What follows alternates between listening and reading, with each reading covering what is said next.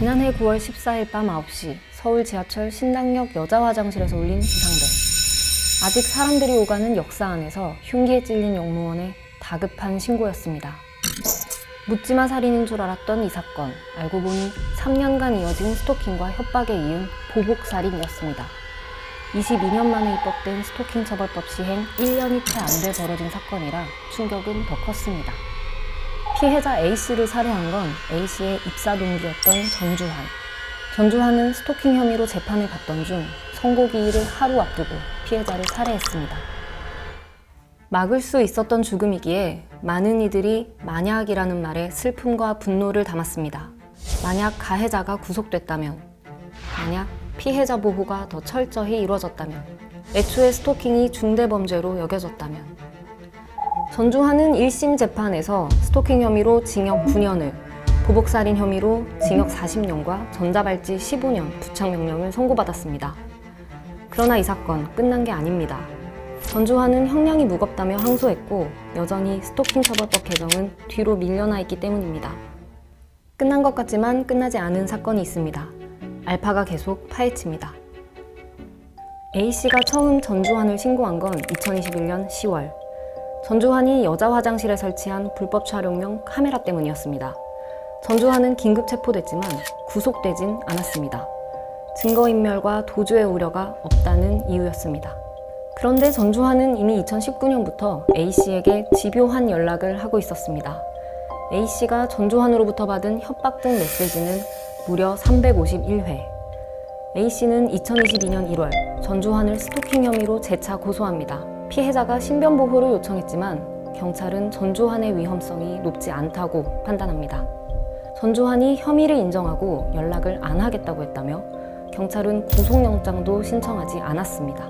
그러는 사이 전주환은 A씨 살해를 계획합니다.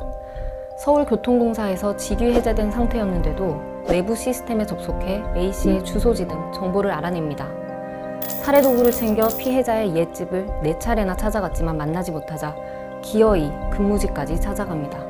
선고 하루 전날이었습니다. 피해자가 생명을 잃지 않을 수 있었던 기회가 적어도 한 차례 이상 있었지만 막지 못했습니다. 비슷한 사건은 이전에도 있었습니다. 서울 노원구에서 세모녀를 살해한 김태현, 신변보호 중이던 여성을 살해한 김병찬, 흥신소에서 구한 주소로 옛 여자친구 가족을 해친 이석준은 피해자를 스토킹하다 피해자는 물론 그 가족까지 살해했습니다. 그리고 이런 사건은 지금도 계속되고 있습니다. 보복범죄 우려가 큰데도 스토킹 가해자 구속 조치는 극히 적습니다. 2021년 10월부터 2022년 7월까지 경찰에 접수된 스토킹 범죄 신고 2만 7천여 건 중 경찰이 구속영장을 신청한 건 고작 351건 뿐이었습니다. 경범죄 처벌법상 최대 10만 원의 범칙금만 부과되던 스토킹은 스토킹 처벌법 제정으로 징역 3년 이하 또는 벌금 3천만 원 이하의 처벌을 받게 됐습니다. 그렇지만 법원은 여전히 가해자에 관대합니다. 지난해 10월부터 지난 2월까지 스토킹 처벌법 위반 혐의로 확정 판결이 나온 사건 중 실형은 12건에 그쳤습니다. 집행유예가 73건, 벌금형이 52건이었죠. 평균 벌금 액수도 290만 원에 불과합니다. 대부분 피고인의 반성이나 자백, 평소 성품 등을 이유로 감형받았습니다. 이런 문제를 정부도 알고 있습니다. 법무부가 신당역 살인사건 한 달 만에 내놓은 재발 방지 체계는 반의사불벌죄 조항 폐지, 온라인 스토킹 처벌 규정 신설, 가해자 위치 추적 도입 등의 내용이 담겨 있습니다. 이와 비슷한 의원안도 32개나 됩니다. 그러나 이 개정안들은 200일이 넘도록 국회 문턱을 넘지 못하고 있습니다. 피해자 A씨는 생전 재판부에 이렇게 적힌 탄원서를 제출했다고 합니다. 부디 그자의 죗값에 합당한 엄벌이 내려지길 바랍니다.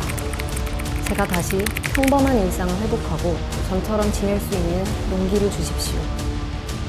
피해자들이 일상을 잃어버린 동안 가해자들은 보복살인을 저지를 수 있게 됐습니다. 스토킹이 좋아하니까 따라다니는 것으로 치부되지 않고 피해자가 국가로부터 보호받을 수 있는 권리, 언제쯤 마련될 수 있을까요?